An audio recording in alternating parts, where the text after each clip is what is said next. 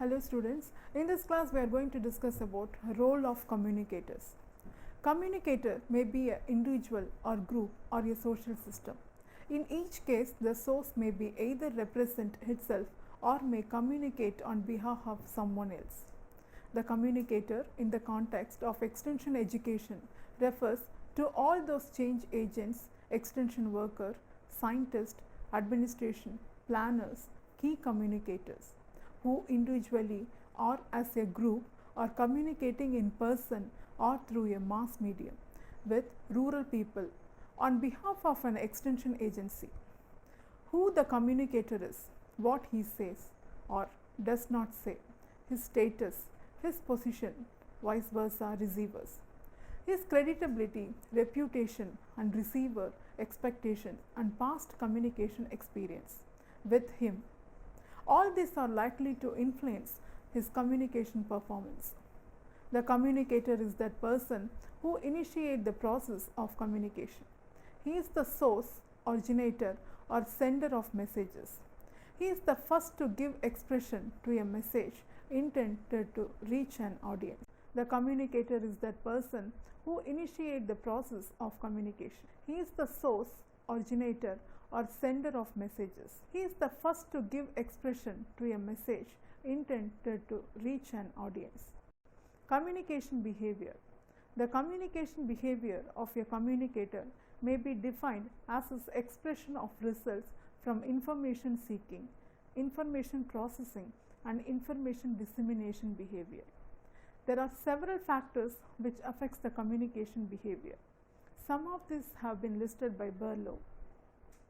Important among these factors are communication skills, attitude, knowledge level, position within a social cultural system, relationship with the receiver, purpose or intention, roles and rules, law of large numbers, implication on behalf of, communication competence. Some of these factors are likely to overlap. Communication skill. As Berlow in the year of 1960 pointed out, there are 5 verbal communication skills. 2 of these are encoding skills, writing and speaking, while 2 of them are decoding skills, reading and listening. The 5th is crucial to both encoding and decoding. Example, thought of reasoning. There are some other encoding skills also, such as painting, drawing and gesturing. What we say about writing and speaking can be generalized to the other encoding skills as well. As source encoder, our communication skills determine our communication behavior in 3 ways. They affect our ability to comprehend or understand what others are saying and expecting. They affect our ability to analyze our purpose and intentions. They affect our ability to encode messages that express precisely what we intend to express. Attitude. The attitude of a communication source affects the way in which he communicates. We can argue that the source attitude affects communication in at least 3 ways. Attitude towards self. Attitude towards self is important. A favorable attitude leads to self-confidence, while a negative attitude will reflect pessimism. Attitude towards subject matter. Listener is likely to pick up the attitude of a speaker towards his subject matter. Quite often it is reflected in this message. If he does not believe in the value of his subject matter, convincing people communication is difficult to achieve. Attitude towards receiver. The source attitude towards his receiver also affects communication. While listeners or reader realize that the source is really speaking or writing for them, they are much less crucial for his message and much more likely to accept what he says. Besides the above 3 kinds of attitude, the communicator's attitude towards any person, object or channel relevant to communication situation may also affect his communication behavior. Knowledge level. It is obvious that the amount of knowledge a source has about his subject matter will affect his message. the source need to know his subject matter as well how to communicate effectively. Knowledge on the communication process itself affect source behavior. Position within a social cultural system. No source communicate as a free agent without being influenced by his position in the social cultural system. People in different social classes communicate differently. People from different cultural background communicate differently. Social and cultural system partly determine the word choices which people make, the purpose they have for communicating, the meanings they attach to certain words, their choices of receiver, the channel they use for his or that kind of message. Relationship with the receiver. Interpersonal communication requires some sort of interdependence among the participants. The way each participant in the communication event comprehends the others is likely to govern what each says and the manner in which it is said. According to Thayer in 1968 points out, if each person in a two-person encounter has a different conceptual model of the relationship, it is fairly easy to image the obstacle that would be there in the communication. Purpose or intention. Purpose or intention is that although taking may serve no useful purpose, communication always occurs in the service of some need to be psychological system. So, communication will occur to the extent that purpose or intention of both the communicator and the receiver match each other. Roles and rules. All individuals involved in human encounter follow certain roles and rules, whether consciously or otherwise. There are rules governing the use of language, rules regarding place and time, rules of protocol, and rules about meeting mutual expectations. There are psychological, sociological, and anthropological rules. It would take us somewhat out of field to attempt to explore in depth the prerequisite and the consequences of rules followed in every sort of human communication. Law of large numbers. Whenever a change agent communicates to a relatively large number of persons, as he usually does, another factor comes to influence his communication behavior. Communicating to a large number of people calls a different orientation based on the properties of that aggregate, which may or may not be describable properties of any individual in that aggregate. This may also require different manipulation of voice and treatment of the message. Extension communication are not free to express just anything nor in any way they like, because they are working for an extension organization and are in communication with farmers on behalf of this organization. The content of this message are largely determined by the roles and rules of the extension organization. The operational limitation is likely to have several implications for their communication behavior. Communication competence. In spite of all progress made in understanding the process of communication, there is still lack of consensus regarding the concept of competence in communication.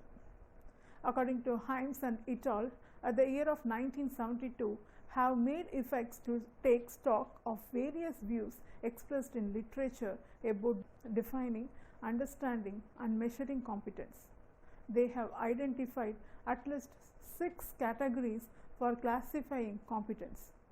Fundamental competencies are all concerned with achievement of outcome.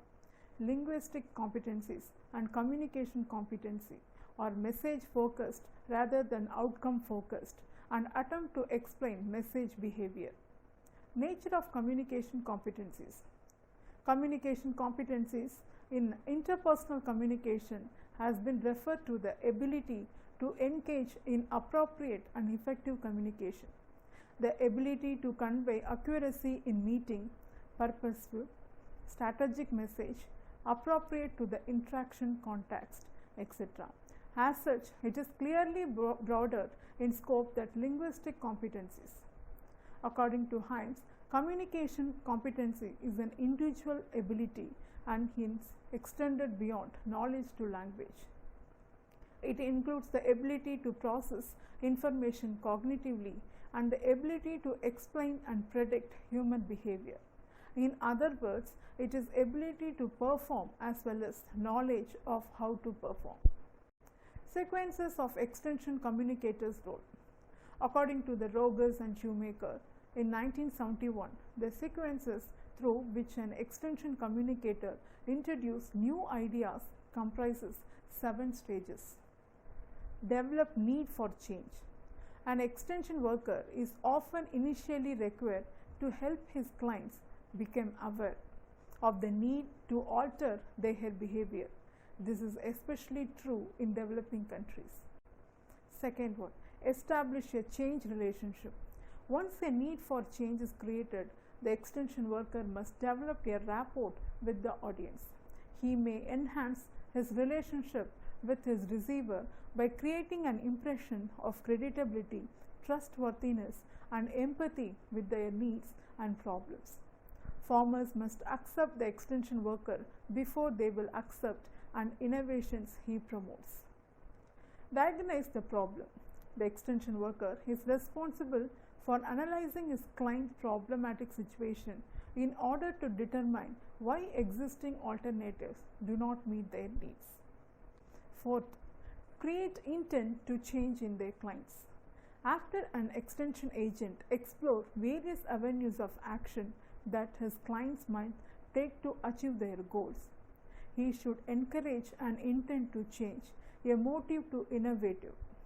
But the change must be client-centered rather than a change of change's sake. Here, the extension agent's role is to provide repeated motivation to farmers and rural people. Fifth one, translate intent into action. An extension worker seeks to influence his client's behavior in accordance with the recommendations which are aligned with the client's needs. In essence, the extension agent works to promote compliance with the program he advocates.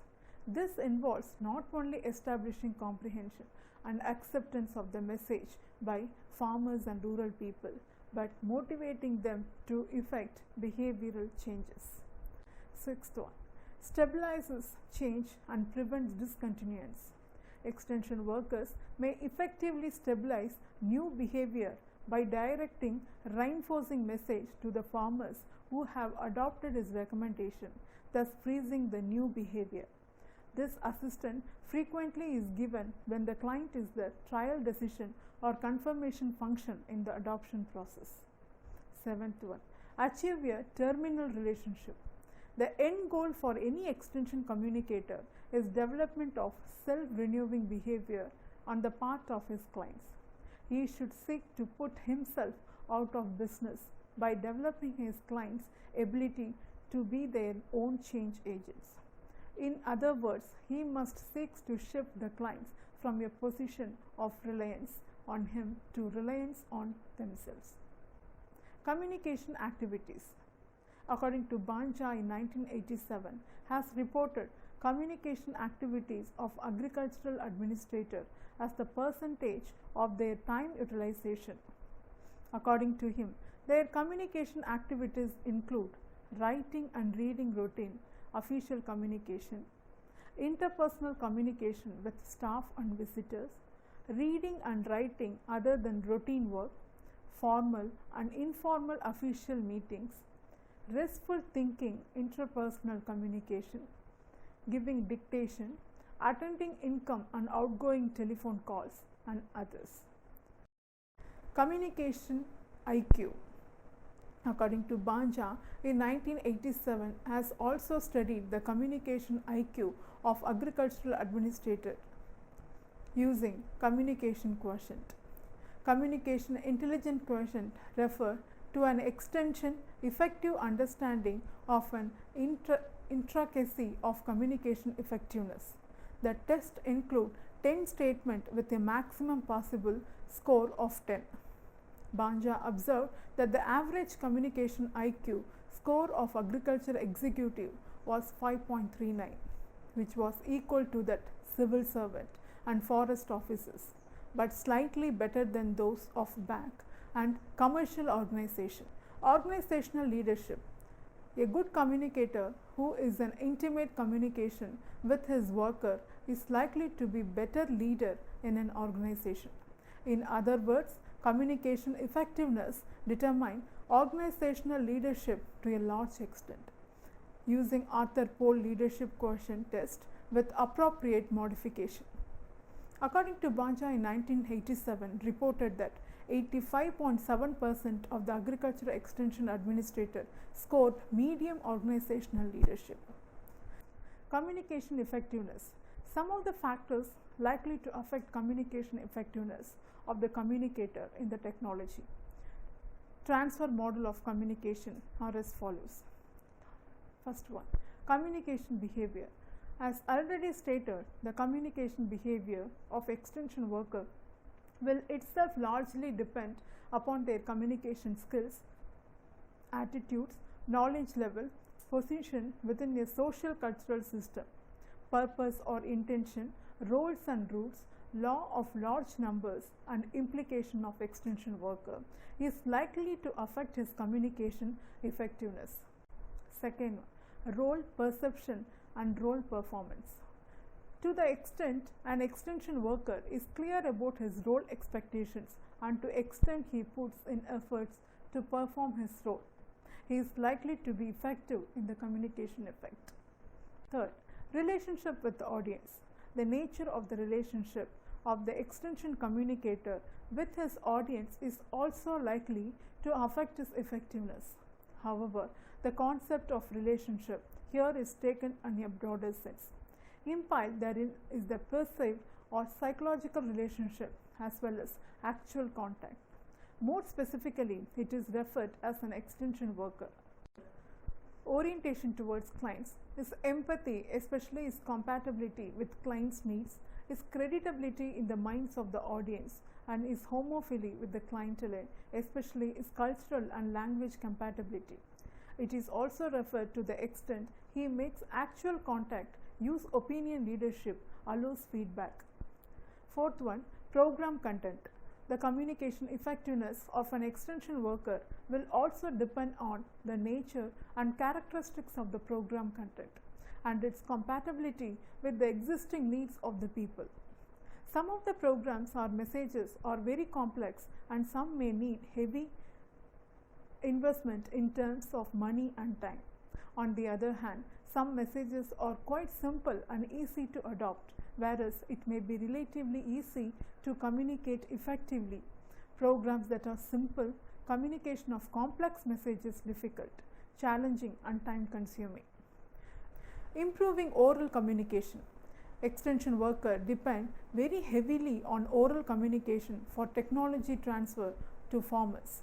Oral communication refers to not only to the use of spoken language but also facial expressions, body movements, gestures and voice manipulation in terms of intensity, pitch, tone, etc. for communication. An effective oral communication should be able to achieve comprehension, understanding, perceived utility and validity and lasting impression of the message in the minds of the listener. Clear objectives. In order to be effective in oral communication, one must first of all be clear about the objectives to be achieved.